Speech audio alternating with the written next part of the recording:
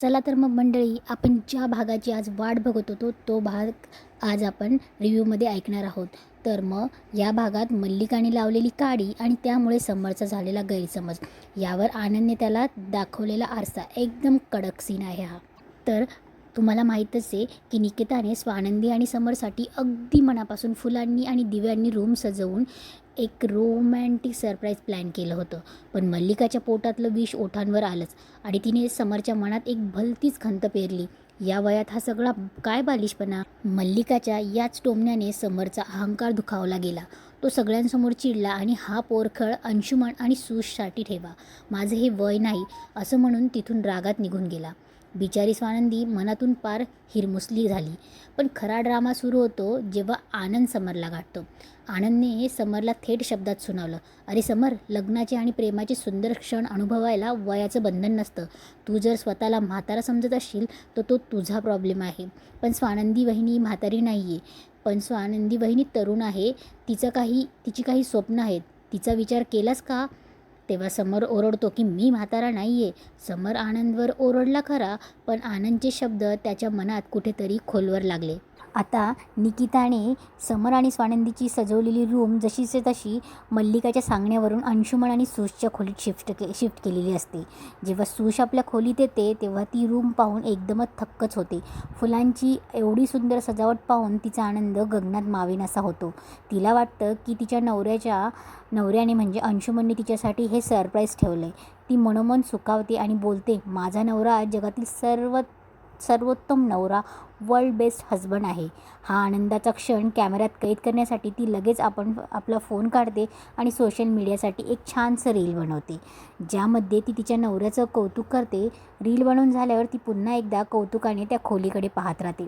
दुसरीकडे स्वानंदी मात्र तीव्र विचारात पडलेली असते. समर सगळ्यांसमोर इतका का चिडला आणि त्यांनी या सगळ्याला बालिशपणा का म्हटलं याचा ती मागचा पुढचा विचार करत असते. विचार करता करता तिला अचानक आठवतं की जेव्हा ती समरशी बोलत होती तेव्हा मल्लिका काकू तिथे आल्या होत्या.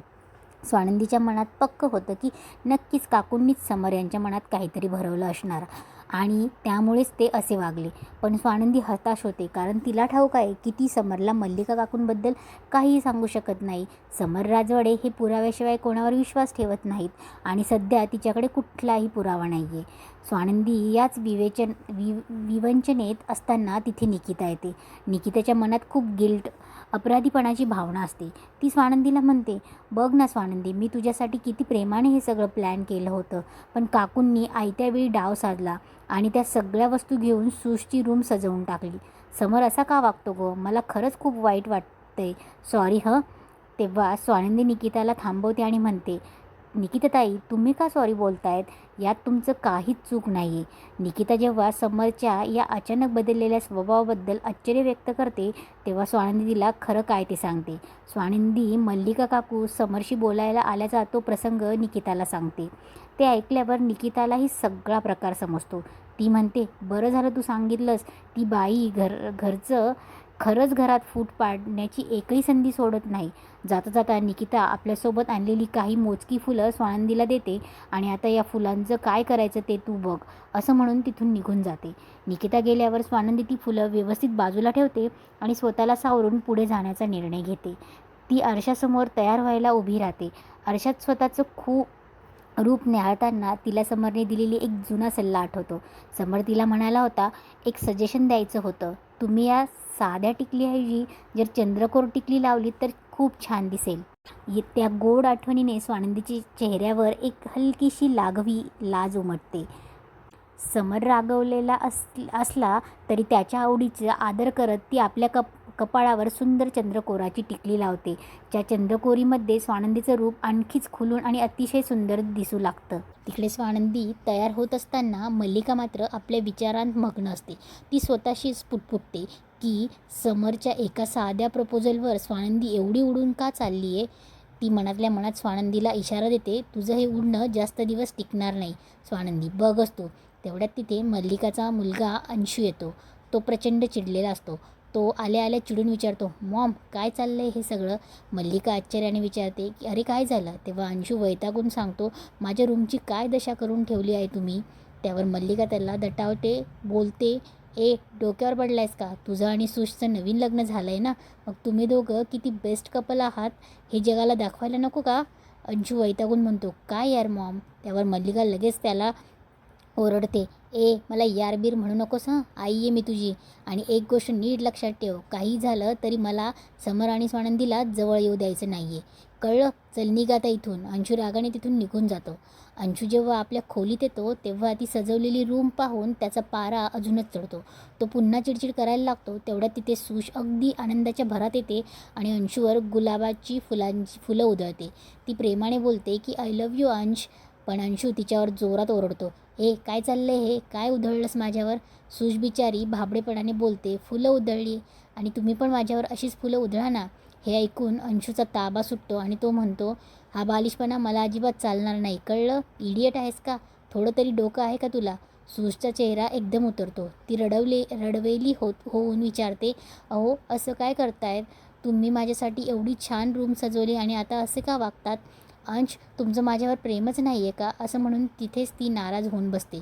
सुशला असं रडताना पाहून अंशूला अचानक त्याच्या आईचे म्हणजे मल्लिकाचे शब्द आठवतात. समर आणि स्वानंदीला जवळ येऊ द्यायचं नाही आणि सुशसोबत चांगलं वागायचं आहे. मल्लिकाची ती चाल आठवून अंशू स्वतःला शांत करतो. तो सुशच्या जवळ जातो, तिच्या शेजारी बसतो आणि आपला आव आणत बोलतो, सुश सॉरी ना गं, तुला तर माहिती आहे ना मी दिवसभर काम करून किती थकलेला असतो, किती त्रासात असतो, त्यामुळे माझी चिडचिड झाली. आणि तो तिला मनवण्यासाठी शेवटी आय लव्ह यू बोलतो. अंशू आय लव्ह यू म्हणताच सुशचा सगळा राग क्षणात विरघळून जातो. ती पुन्हा एकदा वेड्यासारखी त्याच्या प्रेमात पडते आणि धावत जाऊन त्याला मिठी मारते. अंशू मात्र तिच्या मिठीत असतो खरा, पण त्याच्या चेहऱ्यावर भाव सांगत असतात की त्याने हे सगळं केवळ जीवावर आल्यासारखं आणि मल्लिकाच्या प्लॅनचा भाग म्हणून केलं आहे. आता पुढच्या भागात मंदाकिनी इकडे मिक्सर लावत असते. तो मिक्सर काम देत नसतो म्हणून तिची सारखी बडबड चालू असते. स्वानंदीचे बाबा बोलतात की अगं तो बंद कर आणि मग लाव. तेव्हा मंदाकिनीची नेहमीसारखी पुटपुट सुरू होते की किती वर्ष ॲडजस्ट केलं असं तसं. तेव्हा तिच्या डोक्यात येतं की सुशकडून मागावं. तेव्हा स्वानंदीचे बाबा स्पष्टपणे नकारच देतात की काय गरज आहे तुला त्यांच्याकडनं मागायची. तेव्हा मंदाकिनी पुन्हा बडबड करायला सुरुवात करते आणि बोलते की आता तर माझ्या मुलीच्या हातात किल्ल्याही आल्यात. इतके दिवस स्वानंदीने केलंच ना त्या घरावर राज्य, आता माझ्या मुलीलाही करू द्या. आणि तिला सांगितल्यावर एवढीशी गोष्टीने त्यांना काही कमी पडणार नाही आहे. तेव्हा स्वानंदीचे बाबा या गोष्टीला विरोध करतात. तेव्हा मल्लिका मंदाकिनी तिच्या जावायचं नाव काढते अंशुमनचं. तेव्हा स्वानंदीचे बाबा चिडतात आणि बोलतात की अगं पैशासाठी एका नराधमाला पोरगी विकली असतो. तेव्हा मंदाकिनी आबातोबा करायला लागते आणि बोलते की काय बोलतायत तुम्ही, मी नराधमाला पोरगी विकली? अहो कसं बोलतायत तुम्ही, मी पैशासाठी विकली? आणि तुम्ही काय वेगळं केलं, तुम्हीही स्वानंदीला पैशासाठी विकलंस ना. आता समर ऑफिसमधून येतो. ऑफिसमधून आल्यावर स्वानंदीने जी बेडवर फुलं ठेवलेली असतात ती फुलं बघून समर लगेच स्वानंदीला आवाज देतो, स्वानंदी मॅडम, स्वानंदी मॅडम. त्यावर स्वानंदी तिथे येते आणि बोलते की अहो काय आहे? समर फुलांकडे बोट दाखवून विचारतो, अहो हे फुलं? तेव्हा स्वानंदी अगदी सहजपणे बोलते, फुलंच तर आहेत ना. याच दरम्यान स्वानंदीने कपाळाला छान टिकली लावलेली असते चंद्रकोरीची आणि ती जणू समरला दाखवत असते. पण समरचं मात्र त्या टिकलीकडे अजिबात लक्ष नसतं. त्याचं सगळं लक्ष फुलांकडे असतं. समर वैतागून बोलतो की अहो किती वेळा सांगितलं आहे हे फुलं. त्यावर स्वानंदी त्याला समजावते आणि सांगते की अहो एवढं काय त्यात, निकिता ताईंनी आणली होती ती फुलं, त्यांनी सुश आणि अंशुमनची रूम सजवली, मग त्यातून काही फुलं उरली म्हणून मी ती आपल्या रूममध्ये घेऊन आले. मग समरला हे पटत नाही. तो आपले मत मांडत म्हणतो, मला ना फुलं तोडायला आवडतच नाही. ती फुलं झाडावरच व्यवस्थित आणि सुंदर दिसतात, कशाला उगाच त्यांना तोडायचं? मला तर पूजेसाठी देवासाठी जी फुलं तोडतात ना ती देखील आवडत नाही. स्वानंदी समरची समजूत काढत बोलते, हो तुमचं म्हणणं मान्य आहे, पण अहो आता ती फुलं तोडलीच आहेत तर राहू द्या की, त्यांचा सुगंध पूर्ण रूममध्ये दरवळू द्या. त्यावर समर एक गोड तोडगा काढतो आणि म्हणतो, ठीक आहे, मग ही फुलं तुमच्या ओंजळीत ठेवा आणि तुम्ही तुमची ओंजळ भरून तो सुगंध पूर्ण भरभरून घ्या.